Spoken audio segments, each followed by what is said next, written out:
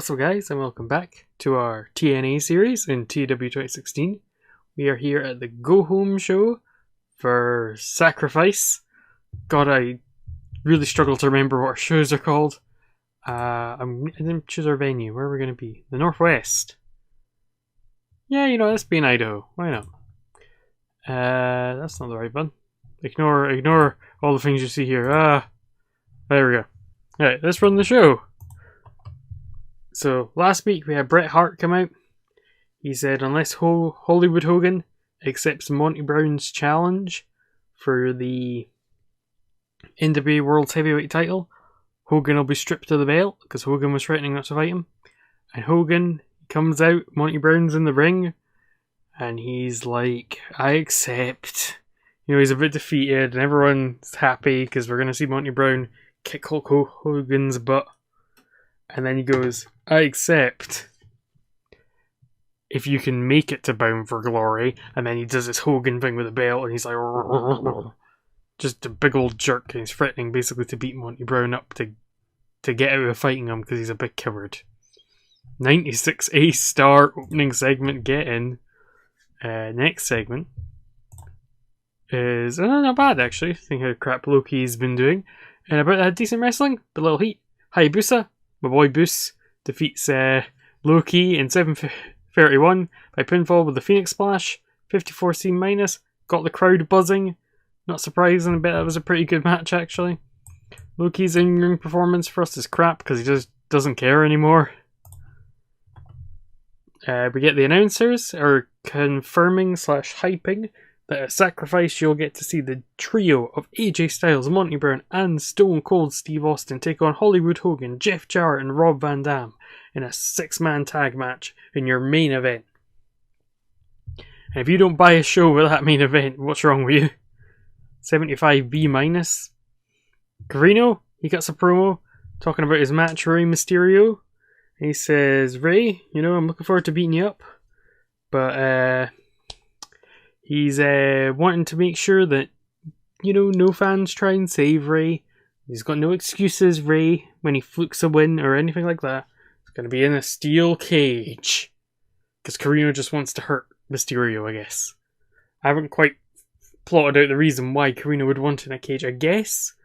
So he can hurt Mysterio more? Because he's just a jerk? I do love Carino's gimmick in my save, is just being a huge jerk. About that decent wrestling, but little heat. AMW and Punk and Cena, who'll be clashing at this one's pay-per-view. Sacrifice, order your pay-per-view, call your pay-per-view provider right now. Defeated Matt Striker, who I'm not firing because apparently he's friends with people, and the Flying Elvises in 12:56, when James Storm defeated Scoot Andrews by pinfall with the 8-second ride. 58C minus, not a bad match.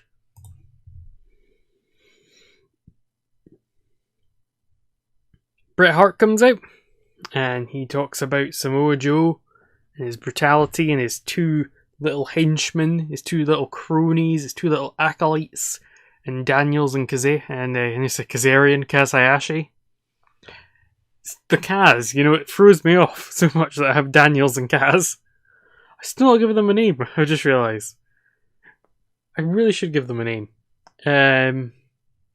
He says at the pay-per-view, you're going to be in a 6-man tag where it'll be Daniels, Kaz, Joe versus La Parka, Super Crazy, and Ultimo Dragon. And Joe's like, rah, rah, rah. He's not happy about having to face Ultimo Dragon again.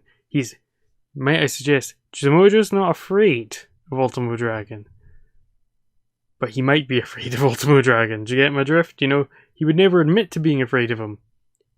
But he might be. Because he beat him before. But could he beat him again? He doesn't know that.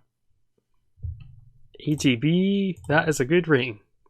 Speaking of good ratings, out comes Steve Austin, and he's like, Hogan, you yellow son of a bitch. He's just, doing his Austin stuff, going like, if you want to see me kick his ass, give me a hell yeah. Hell yeah. Just hyping up that 6-man tag by going off on Hogan. Then in our main event, good old multi-man tag to go home for your big pay-per-view. I know I do these all the time, but they work.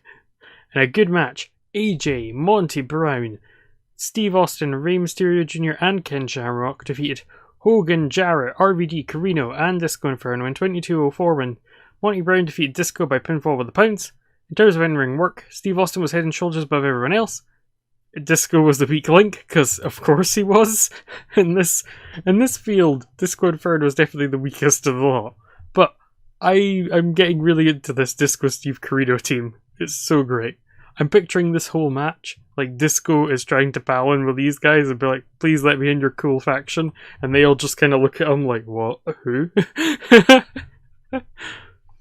I really like that idea. I just like the idea of Disco kind of being like an egomaniac, but in like a kind of... He thinks he's like a big star and no one else does, and I kind of like that idea for a character. You know, he's like, I'm the hottest guy from WCW. Everyone loved the Disco Inferno. And like, he's like, remember Hogan? We were in the Wolf Pack together. And Hogan's like, who are you? Hogan was in the Wolf Pack, by the way. I'm not, before someone replies and goes, oh, Hogan was in Hollywood. He defected, joined the Wolf Pack, and then they became the NWO Elite.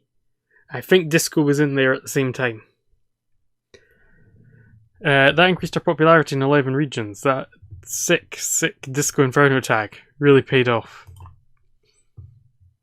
Oh yes, but also, oh wait, we need to get dirt sheets. You may have read in the rag sheets / in the official press release for a certain broadcaster. I'm just gonna show you something. Oh boy. Starting in 9 months from now, TNA Impact on Spike TV. I'm very excited. I was very happy to get it. I'm very pleased. We're going to have to wait. Oh, Abyss is back from injury. That's good. I'm very excited to be going there. Super Demikin has got bulked up, and AAA have signed Juventud. Let's see where that ranks in the good old top 100. Is it that one? What did we get? 78. Oh wow, this one. Damn, our 5th best show. That's really good. That Hogan Monty Brown angle paid off. Anything in our best matches? I doubt it. Unless it's the tag. Yeah, the tag I thought would maybe be up there. Number 16. Not bad. Anyway, I hope you enjoyed this episode. Next time, we'll be at TNA Sacrifice 2003. It's going to be very exciting. I hope you're all excited about us going to Spike TV in 9 months from August, which would be 4 and 5. So May. Oh, May! Just in time, just before or after our anniversary show. Oh, that works really well, doesn't it? Just before or after Slammiversary, we'll be on Spike TV, so that'll be fun. Yeah, I hope you enjoyed this episode. Did like, comment, subscribe, all that bell. The bell thing, that's a thing, isn't it? Put the bell so then you know when I actually post videos, because YouTube's a bit dumb with the way it designs things. And I'll see you in the next one. Bye!